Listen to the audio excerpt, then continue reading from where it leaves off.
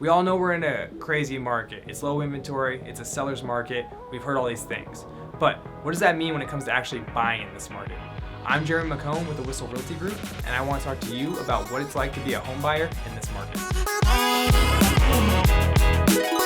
So what is it like to be a home buyer in this market right now?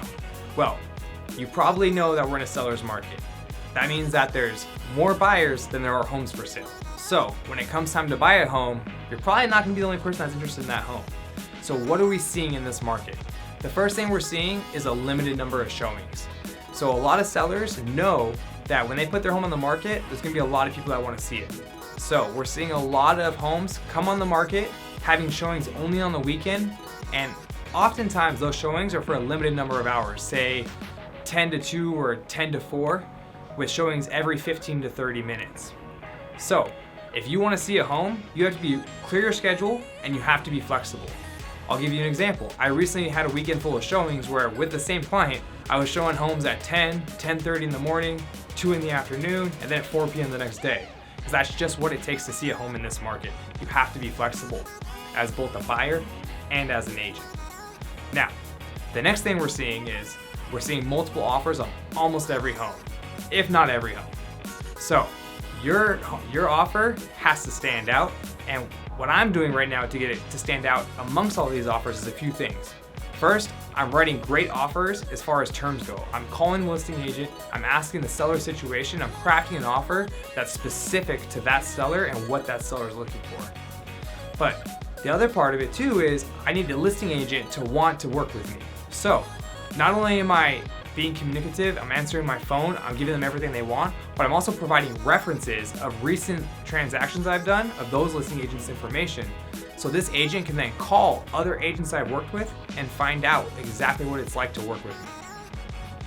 Because in this market, this isn't really a negotiation, this is more of a job interview. And if you want to come to a job interview, you need to come prepared and you need to come with references. The next thing we're seeing in this market is we're seeing an issue with appraisals. Because if you're buying a home in this market, odds are you're probably paying more than the last few homes to sell in that market. So when it comes time for an appraisal to happen on the home, probably gonna come in a little bit less than what you're trying to pay for the home. So that means that you need to build into the contract and the initial offer a way to address the appraisal. Now, one strategy I've used recently is we're actually seeing a lot of our buyers decrease the amount they're putting down so that we can take that money and allot it towards a lower appraisal.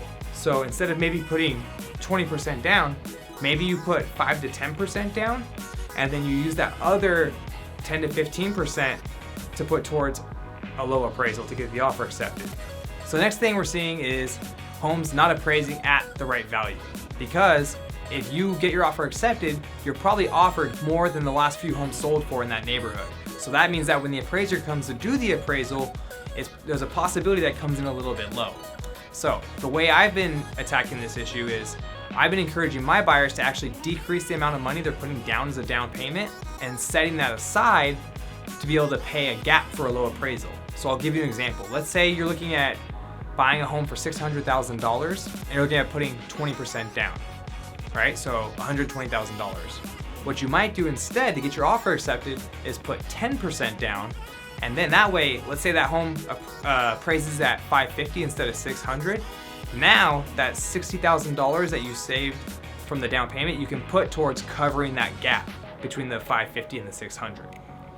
So that's a strategy we're using to overcome the appraisal issue in this market, because there's a good chance you're going to encounter it. But you're buying in the path of appreciation, which means that, yeah, maybe you're paying more than the last few home buyers in that neighborhood, but if you were to wait in a few months to buy that same home, you're probably gonna be paying more money for it and have a higher interest rate.